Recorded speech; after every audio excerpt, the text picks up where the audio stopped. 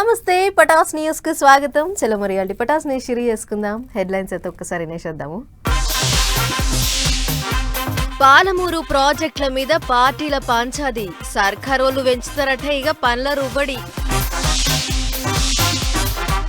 తీరం మనదే వేట మనదే అన్నాడు సీఎం, మత్స్యకారులకు ఇచ్చిండు గట్టి ధైర్యం.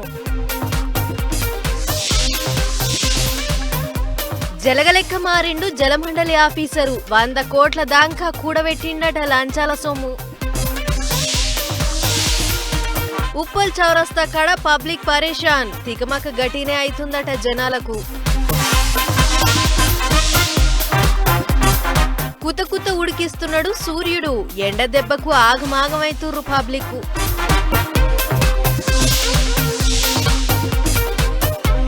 ఎప్పుడన్నా కూలొచ్చట విజయ్ సర్కారు, ముందస్తు ఎలక్షన్లు వస్తాయి అన్నాడు స్టాలిన్.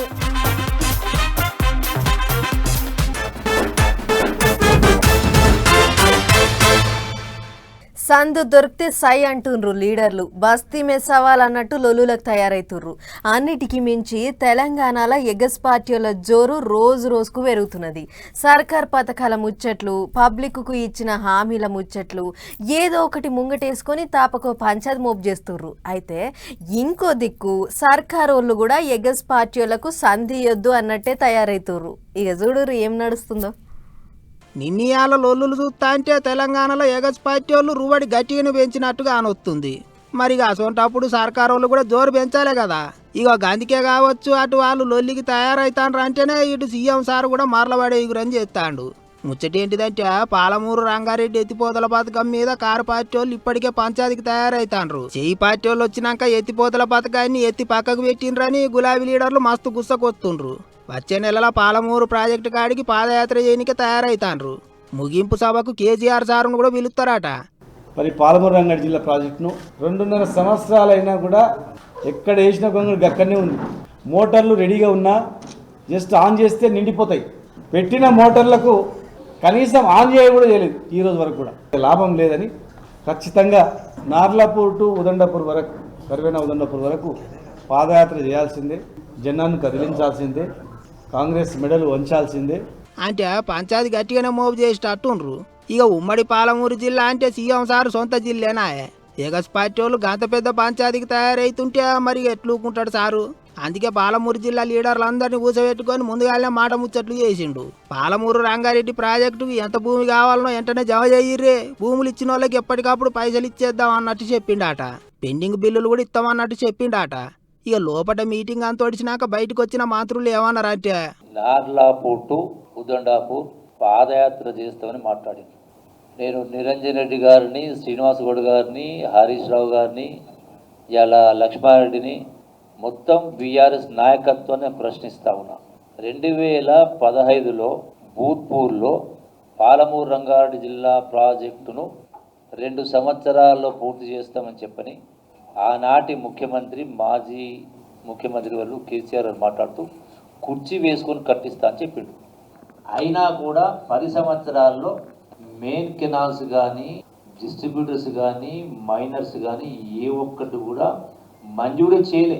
10 ఏళ్ళు అధికారంలో ఉండి వాళ్ళే పడావు పెట్టిన అన్నట్టు మాట్లాడుతుండ్రు చెయ్యి పార్టీ వాళ్ళు. అంత చూస్తుంటేనైతే పాలమూరు ప్రాజెక్టుల మీద పోతే చెయ్యి పార్టీ వాళ్ళకు, కారు పార్టీ వాళ్ళకు నడమ ధూమ్ తడాక గట్టిగానే అయ్యేటట్టున్నది కదా అనుకుంటారు అందరూ. మరి ఇక చూడాలి ఎంత దాకపోతుందో. ఇంటికి పెద్ద మనిషి అన్నాక ఒకళ్ళను ఎక్కువ ఒకళ్ళను తక్కువ చూడొద్దు, ఎవ్వళ్ళను నారాజ్ చేయొద్దు, అందరినీ సరిసమానంగా అరుచుకోవాలి. ఏపీ సీఎం చంద్రబాబు సార్ పంతనం కూడా గిట్లనే ఉన్నది. ఎవరెవరిని ఎప్పుడెప్పుడు అరుచుకోవాలనో అప్పుడప్పుడు టైంకి పోయి అరుచుకుంటున్నాడు. ఇగో ఇట్లనే ఈసారి ఆ గంగమ్మనే నమ్ముకొని బతికే మత్స్యకారులకు మంచి మంచి ముచ్చట్లు చెప్పుకొచ్చిండు సారు. చూడురి. మళ్ళీ చెప్తున్నా, తీరం మనదే, బోటు మనదే, వేట మనదే. ఇది సిబిఎన్ మాట. ఆట మనదే వేట మనదే అన్నట్టే ఉన్నది కదా సీఎం సార్ ముచ్చట. సారు ముచ్చట్లకు గంగపుత్రులు అంతా సట్ట సాపట్లు కొట్టిండ్రు, కుయ్య సీటీలు కొట్టిండ్రు. ఇంకేమన్నాడో చూడండి. 200 మెకనైజ్డ్ బోట్లు శాంక్షన్ చేయడానికి నేను సిద్ధంగా ఉన్నా. అది కూడా సబ్సిడీ. 60% ఇస్తాం, మిగిలింది రుణాలు ఇప్పించి మిమ్మల్ని ఆదుకుంటాం. గిట్లా చిన్నగా లేదు పోండ్రి సీఎం సార్ ముచ్చట. వేట విరామం టైంలో మత్స్యకార సేవ పథకం కింద 20,000 ఇస్తామని చెప్పిండ్రు కదా అప్పట్లో సర్కారు వాళ్ళు. ఆగో గా చెక్కులు పంచిపెట్టడానికే నెల్లూరు జిల్లా కావలి దిక్కుపోయిండు ముఖ్యమంత్రి. మత్స్యకారులకు చెక్కులు పంచి మంచి చెడ్డ అరుచుకుండు, గంగపుత్రులను దిల్కుత్ చేసిండు. అంతేకాదు సందుల సందు పాత సర్కారులను మంచిగానే అరుచుకున్నాడు. కానీ ఈ రాష్ట్రంలో ఒకటి ఉంది, గొడ్డలి పార్టీ ఒకటి ఉంది. ఏం తమ్ముళ్ళు అర్థమైందా? గొడ్డలి పార్టీ బాబాయ్ హత్య నుంచి దస్తగిరి మర్డర్ వరకు కుల రాజకీయాలు, మత రాజకీయాలు, మత విద్వేషాలు చేసే పరిస్థితికి వచ్చారు. నేను అందుకే అడుగుతున్నా, గొడ్డలి రాజకీయాలు రాష్ట్రాన్ని వెనక్కి లాగుతాయి, అభివృద్ధి రాజకీయాలు ముందుకు తీసుకెళ్తాయి. మంచి ప్రభుత్వానికి అండగా ఉండాలి. కాదన్నట్టు ఇక అట్లుంటే 1,30,000 మందికి ఎక్కువనే మత్స్యకారుల అకౌంట్లల్లో 262 కోట్ల రూపాయలు వేసిండ్రట సర్కారు వాళ్ళు. ఎటువంటి తిప్పల రాకుండా చూసుకుంటాం అన్నట్టు చెప్పుకొచ్చిండు సీఎం. ఏమైనా 1వ తారీఖు నాడు పేదల సేవలో, 16వ తారీఖున స్వర్ణాంధ్ర స్వచ్ఛాంధ్ర, 19వ తారీఖున మత్స్యకారుల సేవ. ఇట్లా తాపకోసారి పబ్లిక్ లో తిరుగుకుంటా ఏదో ఒక సేవ చేస్తాడు కదా సారు అనుకుంటారు పబ్లిక్. మరి నెల గడిచేలోపు ఇంకెక్కడెక్కడ మీటింగులు ఉన్నాయో, ఏమేమి ముచ్చట్లున్నాయో అనుకుంటారు ఇంకింతమంది. సర్కార్ కొలువు కొట్టాలి, అందరితోని సార్ అని పిలిపించుకోవాలి అనేది చాలా మందికి ఉండే కళ. దానికోసమే రాత్రి పగళ్ళు తిప్పల పడుతుంటారు, పుస్తకాలతోని కుస్తీ పడుతుంటారు. అయితే యాళ్లకు కొలువుల నోటిఫికేషన్ రాక, వచ్చిన అదృష్టం కలిసి రాక చాలా మందికి ఈడు మీద పడి అర్హత కోల్పోతుంటారు. అగో అట్లాంటి వాళ్ళ కోసం తెలంగాణ సర్కార్ వాళ్ళు ఓ తీపి ముచ్చట చెప్పారు. చూడురేంటిదో. సర్కారు కొలువుల కోసం తిప్పల పడుకుంటా ఈడంతా అయిపోతున్నదని బాధపడే అన్నదమ్ముళ్ళు, అక్క చెల్లెళ్లకు సర్కారు వాళ్ళు జర నెమ్మలమయ్యే ముచ్చట్ని చెప్పిండ్రు. సర్కారు కొలువులకు 44 ఏండ్ల ఈడు దాకా అర్జీలు పెట్టుకోవచ్చు, పరీక్షలు రాయొచ్చు అన్నట్టు జీవో విడుదల చేసిండ్రు. అంటే వయోపరిమితిని 34 ఏండ్ల నుంచి 44 ఏండ్లకు పెంచిండ్రు. 10 ఏండ్లు ముంగటికి జరిపిండ్రు. ఇప్పటి సంధ్య ఒక ఏడాది దాకా పెంచిన వయోపరిమితి వర్తిస్తుందట. అంటే ఈ ఏడాది కాలంలో ఏ సర్కారు కొలువులకు నోటిఫికేషన్లు పడ్డా సరే 44 ఏండ్ల ఈడున్నోళ్ళు సుత అప్లై చేసుకోవచ్చు. అంతేకాదు ఓసీ అభ్యర్థులు కూడా 44 ఏండ్ల ఈడుల సర్కారు కొలువులకు పరీక్షలు రాయొచ్చట. ఇంకో పెద్ద ముచ్చట ఏంటిదంటే ఈ 44 ఏండ్ల వయోపరిమితి పెంపు యూనిఫామ్ కొలువులకు పనిచేయదట. అంటే పోలీసు కొలువులకు, ఎక్సైజ్ పోలీసు కొలువులకు, జైళ్ల శాఖ, అగ్నిమాపక శాఖ కొలువులకు ఇదివరకు ఉన్న లెక్క ప్రకారమే పరీక్షలు పెడతారట. ఏమున్నా సివిల్స్, గ్రూప్స్, సెక్రటేరియట్ పోస్టులు, తతిమ సర్కారు కొలువులకు మాత్రమే 44 ఏండ్ల ఈడు పనికొత్తదా అన్నట్టు. సరే అర్జీలు పెట్టుకోనికే, పరీక్షలు రాయనికే వయోపరిమితి పెంచిర్రు, మంచిగానే ఉన్నది. కానీ కొలువుల నోటిఫికేషన్లు కూడా టకటక వేసి ఖాళీ ఉన్న పోస్టులు నింపాలి అని కోరుకుంటుండ్రు నిరుద్యోగులు. జపన గాయగురం కూడా చేస్తే మంచిగా ఉండని అడగబట్టిండ్రు. ఏం చేస్తారో మరిగా.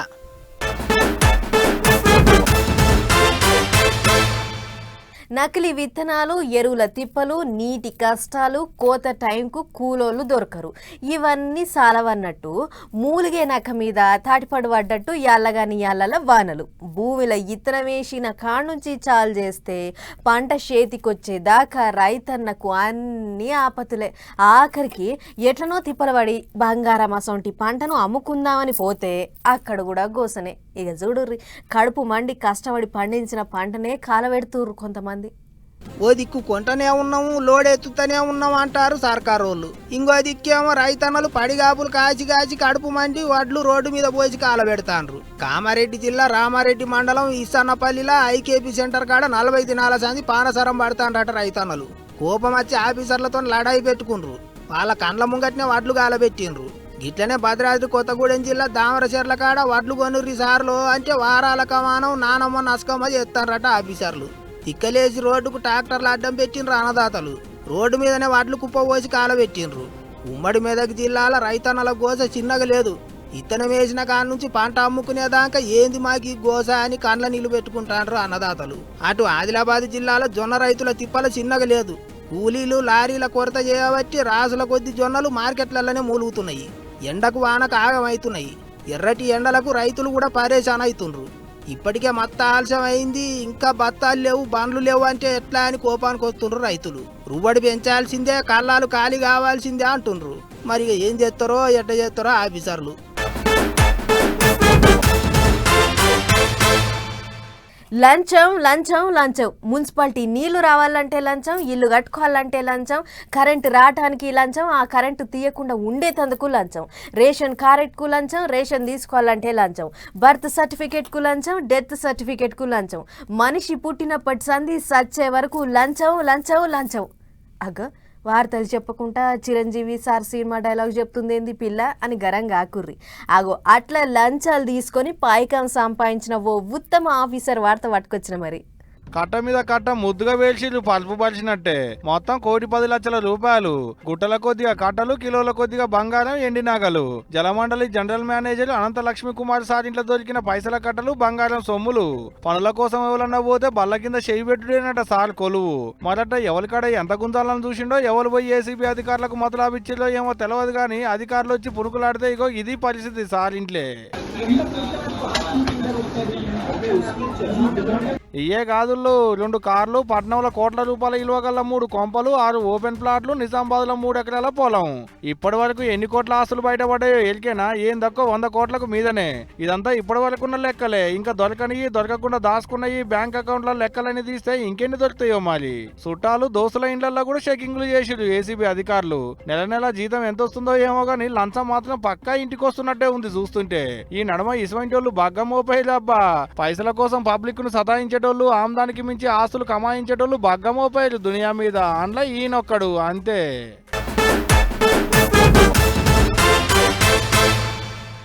దేశంలో 5 రాష్ట్రాల ఎన్నికలు ఒడిచినాయి. కొత్త సర్కారోళ్ళు కొలుదీరిర్రు. అంటే ఇక సర్కారోళ్ళు పబ్లిక్కు ఇప్పటంతలా వరాలు ఇచ్చే పని లేదు. అందుకే బాతలు పెట్టుడు చాలు చేసిర్రు అన్నట్టు. సందు ఇరాను అమెరికా యుద్ధం ఓ కొలిక్కి వస్తలేదు. ఎగుమతులు దిగుమతులకు తిప్పలే ఉన్నది. అందుకే సామాన్యుణ్ణి చల్లగా ఉండనిస్తలేరు సర్కారోళ్ళు. ఇక చూడుర్రి, మళ్ళోసారి పెరిగింది పెట్రోల్ డీజిల్ రేటు.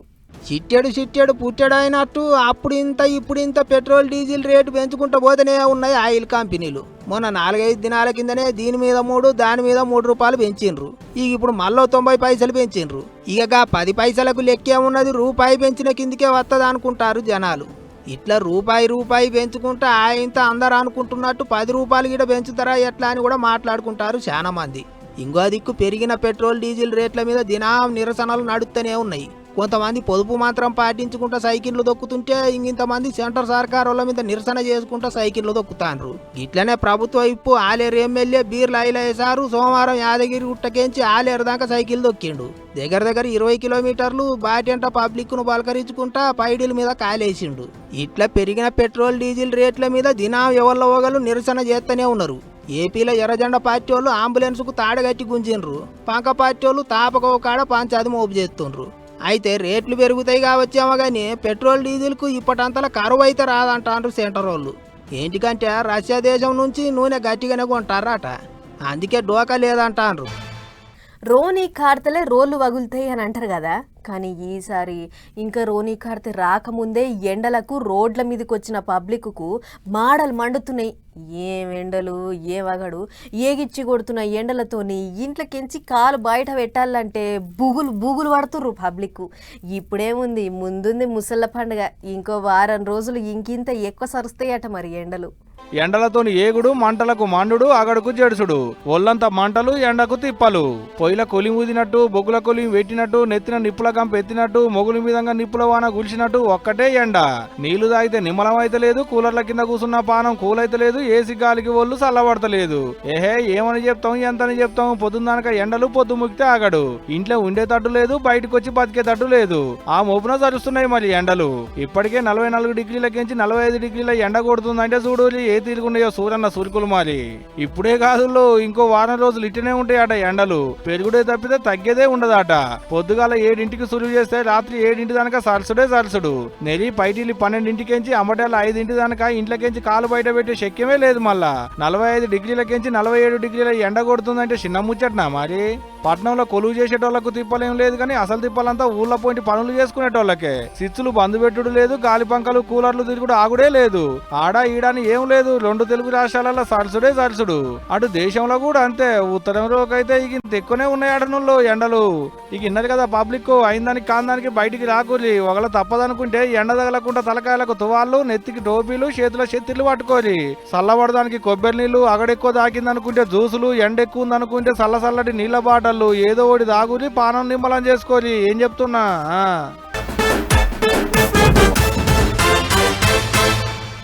పట్నంలో ఇప్పుడు ఎక్కలేని ట్రాఫిక్ అంతా ఉప్పల్ దిక్కే పాడైంది. ఎందుకో ఎరికే కదా, ఫ్లైఓవర్ పనుల వల్లనే. అయితే పోలీసోళ్ళు అధికారులు పనులు నడుస్తున్నాయి, జర వేరే తోవ చూసుకోరి ప్రజలారా అని ఎంత చెప్పినా కూడా బండ్ల రువ్వడి తగ్గుడు కాదు కదా, ఉల్టా మరింత ఎక్కువైతుంది. మరి అట్లా ఎందుకు అవుతుంది, ఏందా కథ అనేది అట్లా పోయి చూద్దాం బార్. హైదరాబాద్ పట్టణానికి ట్రాఫిక్ కొత్త ఏం కాదు కానీ నేరీగా బోడుప్పల్, మేడిపల్లి, వరంగల్ దిక్కుపోయేటోళ్ళకే చాలా తక్లీఫ్ అవుతుంది. ఈ నడుమనే రాజిరెడ్డి ఎలివేటెడ్ కారిడార్ అని చెప్పి ఫ్లైఓవర్ పనులు చాలా ముచ్చట ఎరుకున్నదే కదా. అవుగా పనుల కోసం అని చెప్పి ఉప్పల్ రింగ్ రోడ్డును 3 నెలల మందం బంద్ పెట్టిరు అధికారులు. అయితే వరంగల్ హైవే ఎక్కాలనుకుంటోళ్ళు వాటికించి పట్టణం వచ్చేటోళ్ళు పలానా తొవ్వల పొంటి పోవాలి అని చెప్పిరు గాని ఎట్లా పోవాలి ఏం కథ అని ఎక్కడొక్క బోర్డు సుతా పెట్టలేదు. దీంతో అటు ఇటు పోయేటోళ్ళు తికమక అక్కడెక్కనే తిరుగుతుర్రు. సీన్ కట్ చేస్తే తాత్కాలికంగా చూపించిన తొవ్వల పొంటి శీతం ట్రాఫిక్. హబ్సిగూడకెంచి వరంగల్ పోయే బండ్లు ఉప్పల్, పిస్తా హౌస్, లిటిల్ ఫ్లవర్ కాలేజ్, బీరబ్బగడ్డ కాంచి రోడ్ ఎక్కుతున్నాయి.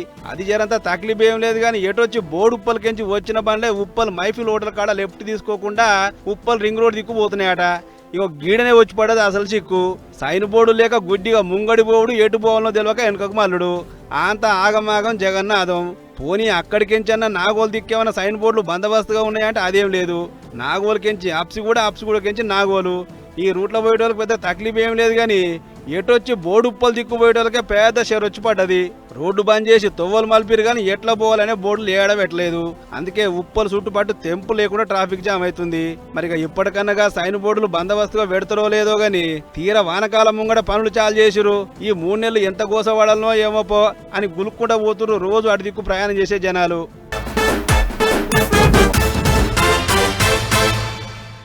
ఇదివరకు ఎప్పుడో ఓసారి కానీ తమిళనాడు రాజకీయాల గురించి మాట్లాడుకునేది పబ్లిక్. కానీ ఏమంట దళపతి విజయ్ సీఎం సీట్ల కూర్చున్నాడో ఇక అప్పటి సంధి దినాం తమిళనాడు రాజకీయం మీద ముచ్చట్లు వినిపిస్తున్నాయి. ఏదో ఒక తీరుగా విజయ్ పేరు మోగుతూనే ఉన్నది. ఇక చూడరు ఈసారి ఏమైందో. దళపతి విజయ్ సీట్ల ఊకున్నప్పటి సంది అందరి చూ తమిళనాడు రాజకీయాల మీదనే ఉన్నది.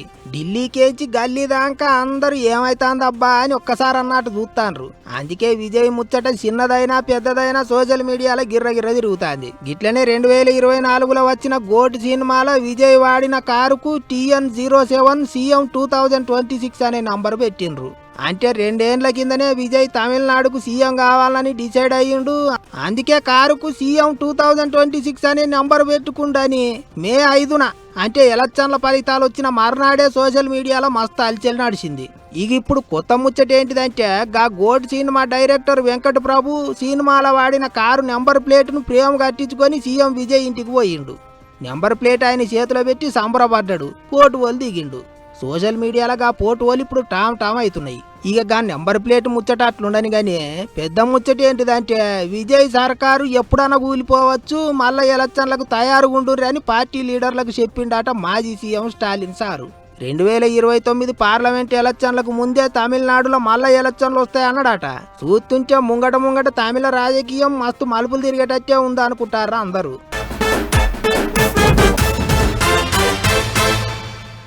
ఇండ్లల్ల వడుడు, ఉన్న కాడికి ఊడ్సుడు, గుళ్లకు సూటి పెట్టుడు, గల్లా పెట్టలు వగలగొట్టుడు, తెల్లందాకా షటర్లు లేపుడు, దుక్నాలు లూటి చేసుడు, తోవెంట పోయేటోళ్ళ మెడల గొలుసు గుంజుడు, ఏటీఎంలు, బ్యాంకులు, వైన్స్లు, హోటళ్ళు ఇట్లా దేన్ని ఇడుస్తలేరు దొంగలు. అందరూ తీగ మనం చేస్తే ఏముంటది అని అనుకున్నట్టున్నారు కావచ్చు. ఈ నడుమ దొంగలు రైతులకు సూటి పెడుతుర్రు. వీళ్ళు జగిత్యాల జిల్లా కతలాపూర్ రైతులు యూరియా దొరుకుతలేదనో, ఒడ్లు కొంటలేరనో, కాంటాలు పెడతలేరనో, వడ్లకు గిట్టుబాటు ధర ఇస్తలేరనో రోడ్డెక్కి ధర్నాలు చేసేటి రైతులు కాదుళ్ళు. బావుల కాడ మోటార్లు ఎత్తుకపోతున్న దొంగల్ని పట్టుకోవాలని పోలీస్ స్టేషన్ ముంగడ ధర్నా కూర్చున్న రైతులు. వరదకాలు వెంబడి 3 సార్లు దొరికిన దొంగలను అప్పగించినప్పుడల్లా చిన్న పిట్ కేసులు పెట్టుకుంటూ వాళ్ళని వదిలేయడం జరుగుతుంది.